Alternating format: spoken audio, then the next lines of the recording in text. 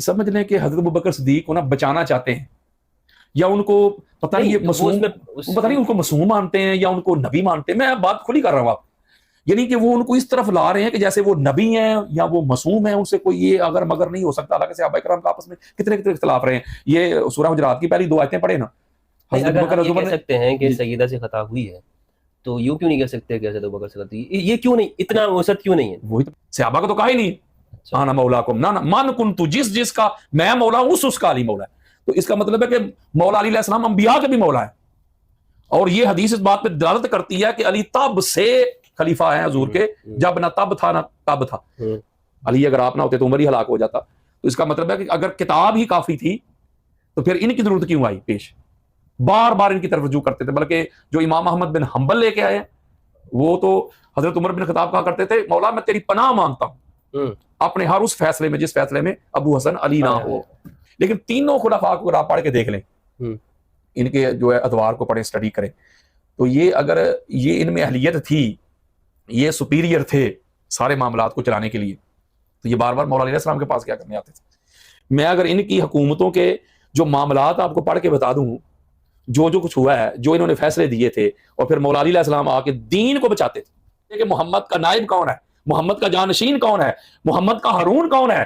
तो लिहाजा ये मौला अली अलैहिस्सलाम की खलीफा तू बिला फसल पे भी ये रिवायत दलालत करती है कि आका अलैहिस्सलाम तो ऐलान करके गए हैं कि मेरा खलीफा अली है, जो बुखारी की रिवायत, बुखारी मुस्लिम की रिवायत है। बिल्कुल। इसके अलावा मैं पढ़ सकता हूँ खलीफा बिला फसल की, बिल्कुल। इसके अलावा मैं बेशुमार अभी पढ़ सकता हूँ। सहाबा भी हूं जो अहले बैत के बिल मुकाबल आए ना, तो कभी भी मैं सहाबा की तरफ नहीं जाऊंगा। देखिए फदक का मसला है, फदक का मसला तो पाक सईदा है एक तरफ, एक तरफ अबू बकर सिद्दीक है, तो मैं तो पाक सईदा की तरफ खड़ा हूं ना, अबू बकर सिद्दीक की तरफ तो नहीं ना खड़ा। सही। यानी जब अहले बैत आ जाएंगे तो अहले बैत के सामने मैं नहीं देखता कौन है, वो छोटा है बड़ा है पता नहीं कौन है, उसका खानदान क्या है। जो अहले बैत के सामने खड़ा है ना, वो मुझे कबूल नहीं, जो भी हो। इमाम अली की ऐसी खुसूसियत जो आप समझते हैं कि और किसी में नहीं पाई जाती हर लिहाज से, मिसाल के तौर पर अगर मैं आपके सामने बयान करना शुरू कर दूं तो मैं 2 घंटे चाहिए। कुछ एक खुसूसियत मौला अली अलैहिस्सलाम की सबसे बड़ी जो खूबी है ना, मैं आपको बताने लगा हूं, कैटेगोरिकली बताने लगा हूं कि पूरी दुनिया में कायनात की इब्तिदा से लेकर इंतहा तक पूरी दुनिया में नबूवत और रिसालत को छोड़ के, नबूवत और रिसालत के अलावा, चूंकि ये हमारा अकीदा है, बल्कि ये इसके ऊपर कुतुब अहले सुन्नत बरी पड़ी हैं कि ताजदार कायनात जो आलमी इंसानियत में सबसे आला मुकाम पे फायज है, हजूर जैसा कायनात में कोई नहीं, बादत खुदा बुजुर्ग तुई, किस्सा मुख्तसर। पूरी कायनात में नबूवत और रिसालत के अलावा जो सर से पांव तक दूसरा सारे का सारा मोहम्मद जैसा है ना, उसका नाम अली इब्न अबी तालिब है अलैहिस्सलाम। ये जैसा है कि थोड़ी तफसील करें। ये मैं क्या कर रहा हूँ, बुखारी दे रही है इस पे डंके की चोट, बुखारी चीख चीख के कह रही है। आका अलैहिस्सलाम ने फरमाया अमा तरदान तकून मिन्नी बिमंज़िलति हारून मिन मूसा इल्ला अन्नहु ला नबिय्य बादी। यहाँ मौला अली अलैहिस्सलाम की एक बहुत आला खूबी नजर आती है जो किसी और को नहीं मिली। यानी भाई है ना? नहीं, भाई वाली बात नहीं, खास नहीं है, बड़ी खास बात है। आका अलैहिस्सलाम तबूक जा रहे हैं जी, अली अलैहिस्सलाम को पीछे छोड़ रहे हैं। अली अलैहिस्सलाम आका अलैहिस्सलाम की बारगाह में हज़रत या रसूल अल्लाह मुझे औरतों बच्चों को छोड़े जा रहे हैं। लड़ाई करने वाला था ना यार, मैन ऑफ द बदर था, मैन ऑफ द उहद था, मैन ऑफ द खंदक था, और फिर मैन ऑफ द खैबर था। तो इतना जिसके बगैर कोई जंग ही नहीं जीती जा सकती। तो उसको जब लड़ाई पे जा रहे हैं तो पीछे छोड़े जा रहे हैं। तो मौला अली अलैहिस्सलाम रोते हुए अर्ज करते हैं या रसूल अल्लाह मुझे औरतों और बच्चों में। तो वहां एक जुमला इरशाद फरमाया कर, आका अलैहिस्सलाम फरमाया अली रोता क्यों है, तू खुश हो इस बात पे कि भला ये बड़ी खास बात है, लतीफ नुक्ता है, इस बात पे रोना नहीं, इस बात पे खुश हो। या रसूल अल्लाह क्यों? इसलिए कि तेरी और मेरी निस्बत वही है जो मूसा और हारून की थी। जब मूसा अलैहिस्सलाम अल्लाह के अमर के लिए, कमांडमेंट के लिए कोहे तूर पे गए थे, तो पीछे अपना नायब बना के, अपना वसी बना के, अपना जानशीन बना के पीछे हारून को छोड़ के गए थे। यानी मूसा अलैहिस्सलाम का जानशीन, वसी, नायब, खलीफा हारून था, और मोहम्मद का हारून तू है। वो हारून जो थे वो मूसा अलैहिस्सलाम के उम्मत में सबसे आला मकाम था। मूसा अलैहिस्सलाम के बाद वो उनके जानशीन बने, उनके खलीफा बने, उनके नायब बने। लेकिन मेरा जानशीन, मेरा नायब तू है। जिस तरह वो गए थे तो पीछे हारून को छोड़ के गए थे, मैं जा रहा हूं पीछे तुझे अपॉइंट करके जा रहा हूं, ताकि लोगों को पता चल जाए कि मोहम्मद का नायब कौन है, मोहम्मद का जानशीन कौन है, मोहम्मद का हारून कौन है। तो लिहाजा ये मौला अली अलैहिस्सलाम की खलीफा तू बिला फसल पे भी ये रिवायत दलालत करती है کہ آقا علیہ السلام تو اعلان کر کے گئے ہیں کہ میرا خلیفہ علی ہے، جو بخاری کی روایت، بخاری مسلم کی روایت ہے. بالکل. اس کے علاوہ میں پڑھ سکتا ہوں خلیفہ بلا فصل کی، بالکل اس کے علاوہ میں بے شمار ابھی پڑھ سکتا ہوں، لیکن یہ میں بیان کرنا چاہتا ہوں کہ کیسے خلافت بلا فصل کے ساتھ باطنی خلافت یا ظاہری خلافت؟ نہ اچھا ایک اور بات، یہ جو خلافت ہوتی ہے نا کرسی والی، ہاں یہ مفتی صاحب ضروری نہیں ہے اچھا کہ اگر کرسی نہیں ملی تو وہ خلیفہ ہی نہیں. تو آدم علیہ السلام کو اللہ نے قرآن میں خلیفہ کہا تو انہوں نے کس ملک پہ حکومت کی ہے؟ مجھے ملک تو بتا دیں. اگر تو یہ سمجھتے ہیں کہ بھائی خلیفہ وہ ہے جس کے پاس کرسی ہے، اقتدار ہے، تو قرآن مجید فرقان حمید میں اللہ نے کتنے خلفاء کا ذکر کیا، ان کے پاس کرسیاں تو نہیں تھی لیکن خلیفہ اللہ نے کہا ہے. تو اس کا مطلب یہ ہوا کہ یہ ضروری نہیں ہوتا کہ کرسی ہونی چاہیے تو وہی خلیفہ ہوتا ہے. خلیفہ کا مطلب ہوتا ہے بعد والا، امام کا مطلب ہوتا ہے اگلا. تو آقا علیہ السلام کے بعد جو آقا علیہ السلام کا نائب ہو، جو آقا علیہ السلام کا جانشین ہو، تو جس میں یہ خوبیاں ہوں گی، جس میں یہ اہلیت ہوگی. ایک اور بڑی معروف روایت ہے جو بخاری میں بھی آئی ہے، جو امام احمد بن حنبل نے بھی اس کو لیا ہے حدیث برات کے طور پہ، بڑی معروف ہے، وہ بڑی اپنا مشہورہ بھی ہے، متواترہ بھی ہے وہ روایت. جب آقا علیہ السلام نے حضرت ابوبکر صدیق کو بھیجا تھا اپنا نائب بنا کے، ہاں جی نہیں بخاری میں بھی ہے، بخاری میں بھی ہے جب واپس لیا ان سے، ہاں جی وہ بخاری میں بھی ہے. جب اپنا سورہ برات دیکھ سورہ توبہ، تو جب وہ ان کو بھیجا ہے تو میں ساری روایات جمع کر رہا ہوں، بے شمار کتب اہل سنت میں آئی ہیں. تو پھر جبریل امین آئے تھے واپس. جبریل امین نے کہا تھا کہ یا رسول اللہ کا آرڈر لے کے آیا ہوں کہ اللہ کے امر کی بات ہے، اللہ کی میسج کی بات ہے، اللہ کی وحی کی بات ہے، آپ نہیں جا سکتے، آپ کی طبیعت نساز ہے، لیکن آپ نہیں نہ جا سکتے. الفاظ کے رد و بدل کے ساتھ جو ہے نا بے شمار کتب میں یہ روایت موجود ہے کہ پھر حضرت ابو بکر کو جب گئے ہیں تو پیچھے مولا علی علیہ السلام کو بھیجا گیا. مولا علی علیہ السلام نے جا کے ان سے وہ سورہ برات واپس لی ہے. آقا علیہ السلام کے الفاظ لا یذهب بها الا رجل منی وانا منه، کوئی نہیں جا سکتا یہ سورہ برات لے کے، خبردار سوائے اس کے جو مجھ سے ہے، میں جس سے ہوں. پھر مولا علی علیہ السلام جا کے انہوں نے اعلان کیا، پھر ابو بکر صدیق نے واپس پلٹے کہ یا رسول اللہ کی طرف سے کچھ نازل ہو گیا میرے بارے میں. یہ ساری روایت ہے. تو یہ روایت ہمیں بتا نہیں رہی کہ نبی کے بعد کون ہے. پھر جو دعوت ذوال شیرہ میں یہ معاملہ دین کا تھا، دین کا معاملہ تھا. اچھا آپ غور کیجئے گا، بڑی خاص بات ہے یہ جو 12 امام والی روایت ہے، یہ بخاری میں بھی موجود ہے. لا یزال ھذا الدین، خلیفہ کا یا امیر کا لفظ ہے اس میں، ٹھیک ہے، امام کا نہیں ہے. وہاں بھی دین کا لفظ ہے کہ ان کے ہوتے ہوئے دین پر زوال نہیں آئے گا، حکومت پر نہیں. پتہ ہے بڑی خاص بات سمجھانے لگا ہوں، کیا بات کہ وہ میرے 12 ائمہ ہوں گے جو دین کے محافظ ہوں گے، سلطنت کے نہیں، حکومت کے نہیں. یہ لفظ لکھے ہوئے بخاری میں، مسلم میں، ترمذی میں کہ لا یزال ھذا الدین، اس دین پر ان کے ہوتے ہوئے زوال نہیں آئے گا. تو اس کا مطلب ہے کہ دین کو جو بچائے نا وہی امام ہے، وہی جانشین ہے. بے شک دین پہ حملہ کیا یزید پلید نے، تو بادشاہ تو اور بھی تھے، تو بچایا کس نے؟ حسین علیہ السلام کے ہوتے ہوئے دین پہ زوال نہیں آیا. حسین نے تن من دن لٹا دیا، گردن کٹوا دی. دین میں آپ مجھے بتائیں کہ زوال آنے دیا انہوں نے کہا نہ یہ ہمارے نانا کا دین ہے، انہوں نے اسٹرگل کیا، کوشش کی ہے. ہمارے ہوتے ہوئے اللہ اور اللہ کے رسول کے حلال کو تو حرام کرے گا، اللہ کے رسول کے حرام کو تو حلال کرے گا، خبردار یہ نہیں ہو سکتا. اس لیے کہ دین کو جو بچاتا ہے نا مفتی صاحب، جو دین کی حفاظت کرتا ہے وہی اللہ کا بھی خلیفہ ہوتا ہے، وہی اللہ کے رسول کا بھی وہ خلیفہ ہوتا ہے. اور یہ ساری جتنی بھی دین کو بچانے کے لیے جو ڈیمانڈز ہوتی ہیں امامت کی یا خلافت کی، وہ جس میں ہوں گی تو وہی ہوگا نا.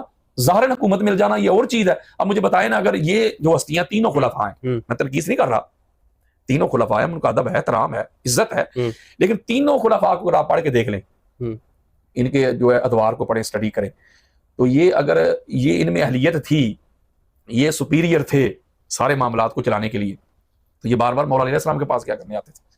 میں اگر ان کی حکومتوں کے جو معاملات آپ کو پڑھ کے بتا دوں، جو کچھ ہوا ہے، جو انہوں نے فیصلے دیے تھے، اور پھر مولا علیہ السلام آ کے دین کو بچاتے تھے. یہ بڑا مرو واقعہ نہیں ہے، بلکہ بچے کو پتا ہے کہ جب حضرت عمر بن خطاب کے پاس وہ ایک عورت کو لایا گیا، وہ دیوانی سی تھی، تو انہوں نے اس کو سنسار کرنے کا حکم دے دیا. اس کو امام جلال الدین سیوطی نے بھی لیا در منصور میں، مستدرک الحاکم میں بھی اس کو بیان کیا گیا ہے. تو مولا علیہ السلام بھی تو آئے تھے، انہوں نے کہا کہ عمر بن خطاب تجھے نہیں پتا دیوانے پہ حد جاری نہیں ہوتی؟ تو پھر کون تھا اہل؟ ایک حضرت ابوبکر صدیق کے پاس یہ معاملہ ایک بندے کا، اس نے شراب پی ہوئی تھی، تو جب اس کو کوڑے کا حکم دیا تو اس نے کہا جی مجھ تک تو یہ پیغام ہی نہیں پہنچا اللہ کا، شراب جو ہے حرام ہے، مجھے کسی پیغام ہی نہیں پہنچایا، مجھے کس وجہ سے سزا دے رہے ہو؟ وہ پریشان ہو گئے، اب کیا کریں؟ تو مولا علیہ السلام کو بلایا گیا. تو مولا علیہ السلام نے کہا کہ 2 معتبر بندے جائیں، اس کے محلے میں جائیں، اس کی بستی میں جائیں، وہاں سے جا کے اس کی انکوائری کریں کہ واقعی اس تک پیغام پہنچا کہ نہیں. وہ گئے، انہوں نے کہا نہیں پیغام ہم نہیں پہنچا اس تک، اس کو چھوڑ دیا. کہ مولا علیہ السلام کے کہنے پہ میں آپ کو کوئی 200 واقعات پڑھ سکتا ہوں، اس کے اوپر میری الگ سے ایک پوری کتاب بھی ہے جب بھی معاملہ ہوتا تو اس لیے تو حضرت عمر بن خطاب کہا کرتے تھے لولا علی لہلاک عمر، علی اگر آپ نہ ہوتے تو عمر ہی ہلاک ہو جاتا. تو اس کا مطلب ہے کہ اگر کتاب ہی کافی تھی تو پھر ان کی ضرورت کیوں آئی پیش؟ بار بار ان کی طرف رجوع کرتے تھے. بلکہ جو امام احمد بن حنبل لے کے آئے ہیں وہ تو حضرت عمر بن خطاب کہا کرتے تھے مولا میں تیری پناہ مانگتا ہوں اپنے ہر اس فیصلے میں جس فیصلے میں ابو حسن علی نہ ہو. تو میں یہ بات سمجھانا چاہتا ہوں، عرض کرنا چاہتا ہوں کہ خلافت ہو. بلکہ ایک اور روایت دے دیتا ہوں، اس کو کنز المعال میں، اس کے علاوہ امام سیوطی نے، امام بہقی نے، خطیب بغدادی نے، امام طبرانی نے، احمد بن حنبل نے، بے شمار ہمارے اہل سنت کے جو چوٹی کے محدثین گزرے ہیں انہوں نے روایت کیا. یہ دعوت ذوال شیرہ والی آخری دیتا ہوں، اگلا سوال لیتا ہوں. تو وہ جب آقا علیہ الصلوۃ والسلام نے جب دعوت دی تھی کفار کو، جب کفار جانے لگے، تیسرا روز تھا، تو مولا علیہ السلام نے کھڑے ہو کے جب تائید کی تھی تو وہاں آقا علیہ السلام کا ایک جملہ ہے، میرے آقا نے فرمایا تھا ان ھذا اخی وصی و خلیفتی، یہ میرا بھائی علی میرا وصی بھی ہے، میرا خلیفہ بھی ہے. اب جب آقا علیہ الصلوۃ والسلام مولا علیہ السلام کو اپنا خلیفہ ڈکلیئر کر رہے ہیں، آپ مجھے بتائیں اس وقت جب حضور کہہ رہے ہیں کہ علی میرا خلیفہ ہے، اس کے علاوہ دیگر مقامات پہ بھی فرمان ہے، وہ بھی ہے میرے پاس. اس وقت جب آقا علیہ السلام فرما رہے ہیں کہ علی میرا خلیفہ ہے، میرا نائب ہے، میرا جانشین ہے، اس وقت حضرت ابوبکر خلیفہ تھے، حضرت عمر خلیفہ تھے، حضرت عثمان خلیفہ تھے. بلکہ اس سے اوپر بھی جو امام دائلمی اپنی مسند الفردوس میں روایت لے کے حدیث کا نمبر 5066 ہے، اس سے بھی اوپر والی حدیث قدسی ہے. وہ آقا علیہ السلام فرماتے ہیں کہ اللہ رب العزت جب انبیاء کرام کی ارواح کو اکٹھا کیا، جمع کیا، تو ان 3 جملے ارشاد فرمائے، انا ربکم، میں تمہارا رب ہوں، ھذا محمد نبیکم، یہ محمد تمہارا نبی ہے، ھذا علی مولاکم و امیرکم. اللہ انبیاء کو.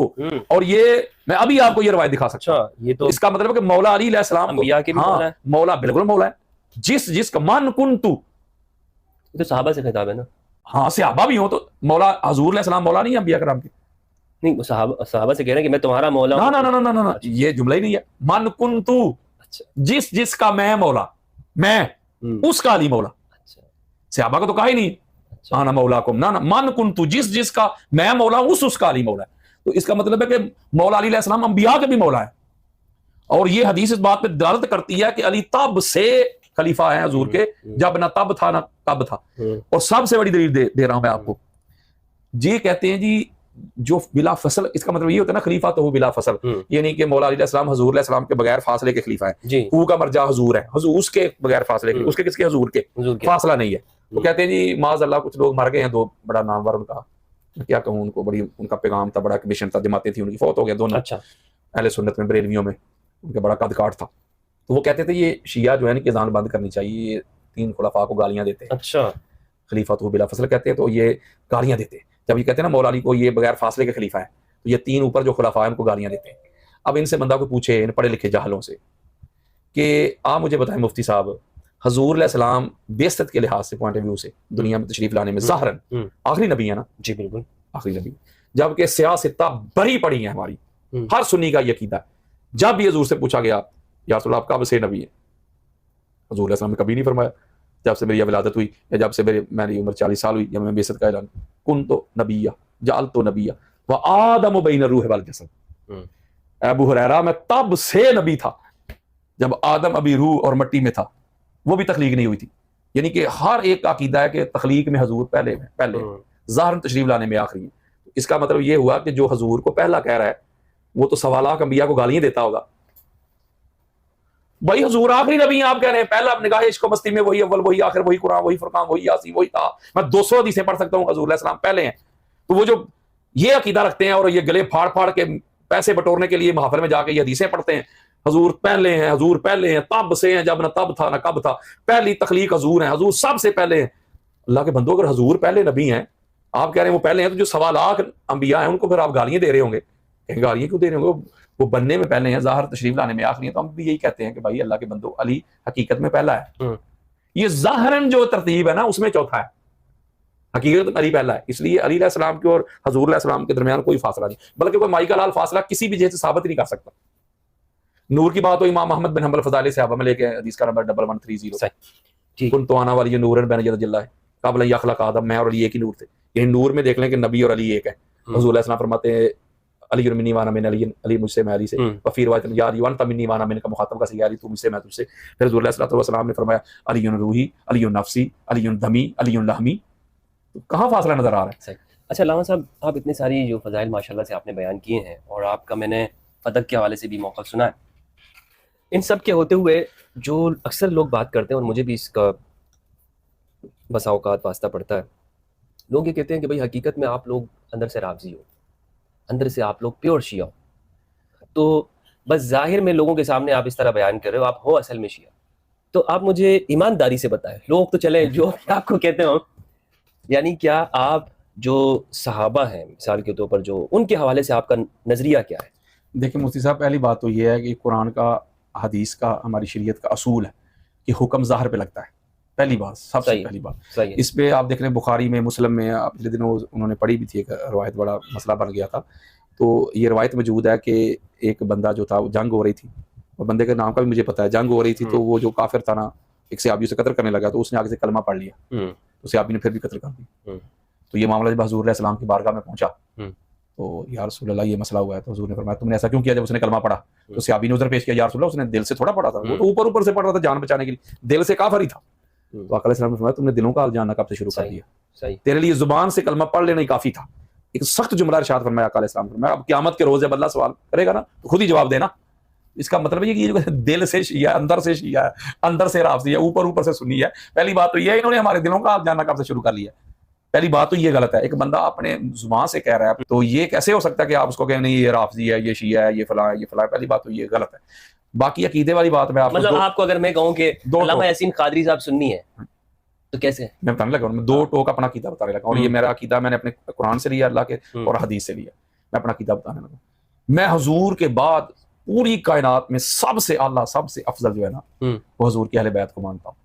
ان کو یہ تو عقیدہ نہیں، ایمان ہے. نہیں، اگلی بات سن لینا، وہ نہیں نا، فرق ہے نا، فرق آ جاتا ہے نا دوسروں میں. آپ اس میں آپ کو رافضیت بھی نظر آ جائے گی ہے کہ نہیں، شیعیت بھی نظر آ جائے گی ہے کہ نہیں، کہ وہ کس طرح مانتے ہیں.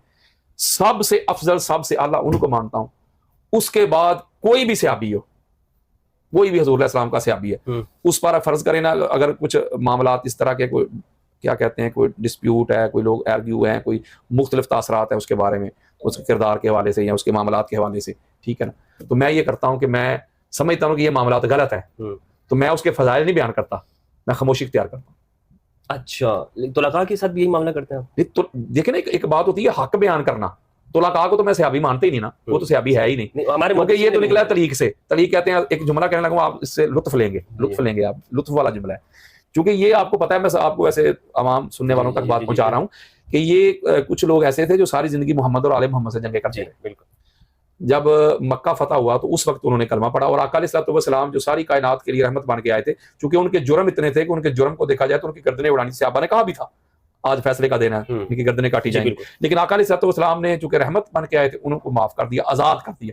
اس کی سب سے بڑی دلیل ہماری اہل سنت کی کتابوں میں یہ روایت موجود ہے کہ جب آقا علیہ السلام صحن کعبہ کو بتوں سے پاک کر رہے تھے تو ابو سفیان ادھر کھڑا تھا، ابو سفیان بن حرب بن امیہ بن عبد شمس، وہ ادھر کھڑا تھا.